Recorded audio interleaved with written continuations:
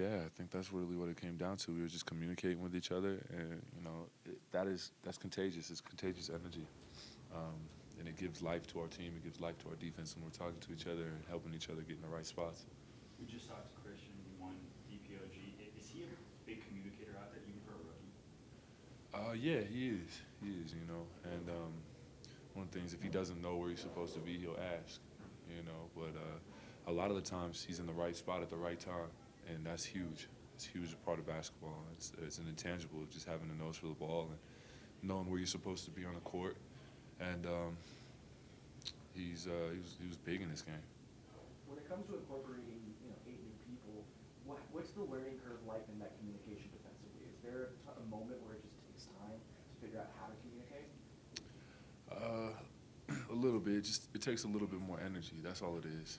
You're running up and down in this altitude. You're a little winded. It's hard to talk, and that's just something that we got to get over. And we're all pros here,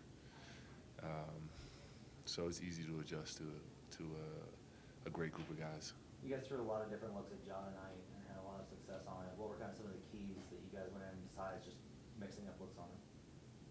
We'll just keep him out of transition, mostly, as the biggest thing. There's a moment, 6 minutes left in the game or so, you're at the foul line. I thought Nikola pulled everybody in, had some words or something to point out, and started just throwing blind passes from there. Do you remember that moment? Was anything communicated, and did it feel like you guys collectively had figured out exactly how you wanted to attack to close the game? Yeah, he impacts the game, like not only on the stat sheet but off the stat sheet as well, like the game within the game.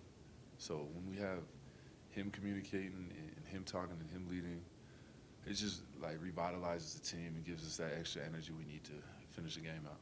I know it's early, but was there any special vibe that it was a first place sort of game? Of course. Yeah. Of course. It's not necessarily about the standings.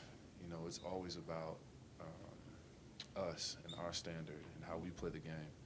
But we feel like we are one of the top teams in the league, so this is a good one to get.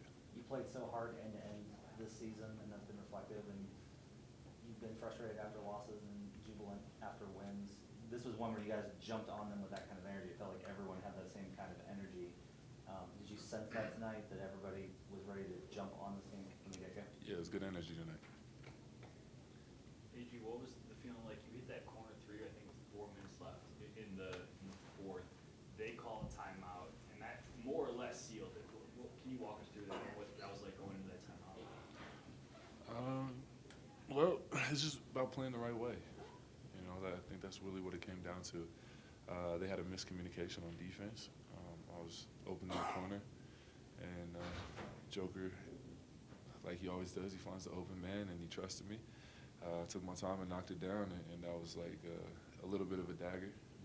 They called a timeout. We knew we were rolling from there. The team is 28th in defense this year. This was obviously a great defensive night. Does it feel to you like a building block? If you can do it this time, can you do it 60 more times, however many games are left?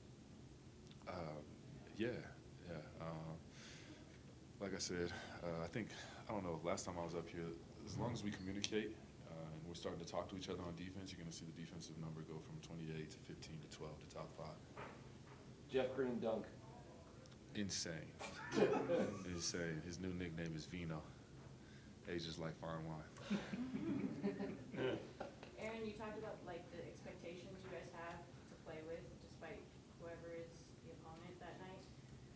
What are those expectations, or can you give us some details, like as far as the defense goes, offense goes? What do you expect from your guys' team? Well, offensively, the correct spacing. That's a huge part. We want to give everybody room to operate and play through big fella. So that's huge. We want to get out and run, move the ball, shoot shots, shoot open shots. Don't turn down open shots.